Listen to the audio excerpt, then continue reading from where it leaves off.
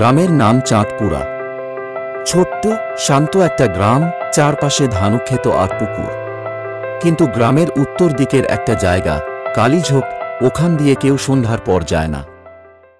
লোকমুখে শোনা যায় ওখানকার পুরনো বটগাছের তলায় কেউ মরেছিল বহু বছর আগে। তারপর থেকেই নাকি রাত হলেই কেউ ফিসফিস করে ডাকে, এই যে দাঁড়াও।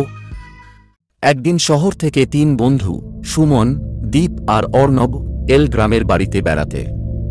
সন্ধ্যার পর গ্রামের ছেলেরা তাদের ভয় দেখাতে গেল কালীঝোপের গল্প শুনিয়ে, কিন্তু ওরা হেসে উড়িয়ে দিল। দীপ বলল, চলো আজ রাতেই যাই, দেখি ভূতটা কেমন। রাত 12টায় 3 জন টর্চ নিয়ে বেরোল। চারদিক নিস্তব্ধ, শুধু ঝিঁঝি পোকার শব্দ। বটগাছের কাছে গিয়ে টর্চের আলো ফেলতেই দেখা গেল মাটিতে পায়ের দাগ, কিন্তু দাগগুলো গাছের দিকে নয়, গাছ থেকে বেরিয়ে আসছে। হঠাৎ সুমন চিৎকার করে উঠল, কে দাঁড়িয়ে আছে ওখানে?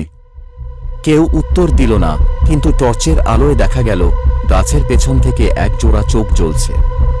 তারপর একটা ভারী গলার আওয়াজ, তোমরা তো আমাকে ডাকলে না, আমি এসেছি।